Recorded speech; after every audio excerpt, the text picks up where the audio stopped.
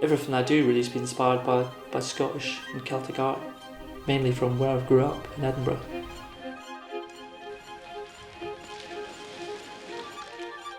The tattooing that I'm doing now wasn't previously there. There wasn't a space in the tribal community for Celtic at the time. People would get Celtic tattoos. You know, it felt like it was it was off the wall. It hadn't taken its place with the big tribals, and I wanted that. You know, I felt that I was going to create that.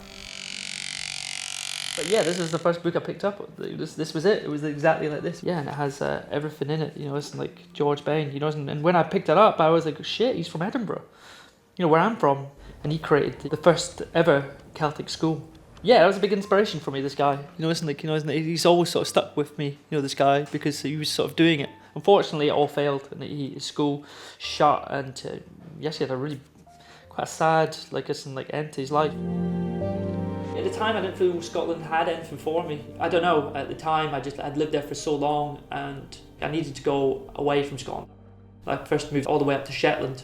I helped them open their first tattoo shop, and and that was really cool, because there was a lot of Nordic artists, and I lived with one called Dirk, and he was amazing. He was an unbelievable artist. He had been to New Zealand actually, and he was like, look how similar the Pictish patterns are to the New Zealand ones, and he was like, I think yeah, and he was like, they have a whole South Island which is just populated by Scottish and Māoris, and I was like, wow, no way. I was like, really? And I was like, I gotta go there, It was the best thing I ever did. I got there and it was like magic. It was the tattooing that I had wanted to do that I had never even knew existed. This is what I've done as a child, and this is it, this is what I want to be doing. I worked with a lot of Māori tattooers, and they were part Scottish, and that was really amazing for me, because to see how excited they were on it. They were like, you got to go back to Scotland, and you got to do Pictish and Scottish tattoo, and you got to take it back to them. This is amazing. And I was like, yeah, I'm gonna fucking do it. I learned layouts and working with the body and how to make things look good from a distance. Because they've worked with that style for so long. I learned so much about what it is like to have a culture that's so rich, and I wanted that, for Scotland, and I wanted that for my Irish heritage and my Scottish. I wanted to bring that back, I want this same thing, but I want to have it in Scotland. In Celtic and Pictish, it just hadn't been done, no one was doing it.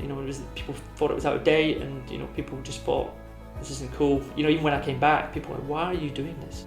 It was quite disheartening at the start. I hadn't really thought about how proud people were to be Scottish until I left. I feel sorry for a lot of people because they don't have that, and I felt that from when I was travelling. I felt I was a bit lost, and I was looking for something, and then, it seemed so stupid and so easy, right? It was right there, and all I had to do was just go back and just appreciate it. So yeah, I think this appreciation of what I have in my culture, and that I hadn't really thought about actually. It's like other cultures taught me that. Andy is from Scotland. He's got quite a few tattoos from me. He's got one of my favourite sleeves actually. Chester did in 2020, I think.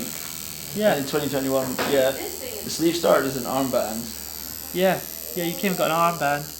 And then it has evolved over time.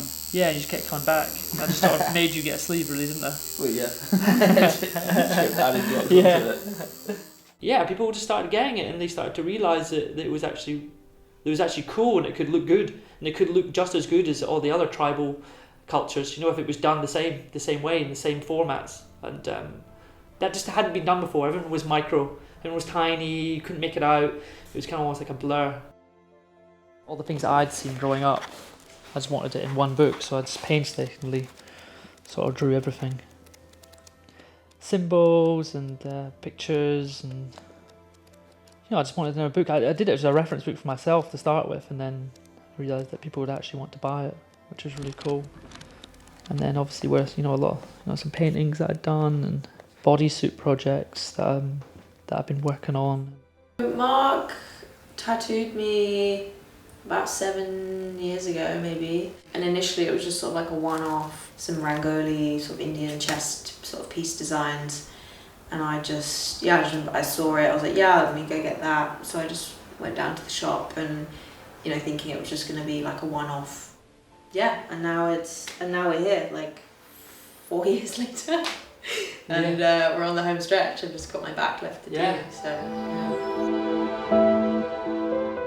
you know, I want to be present here in the shop and just be creating all the time. That's where I want to be, and that's what I want for the future. You know, I want to be just present. You know, I'm trying to do that because I won't be able to tattoo forever.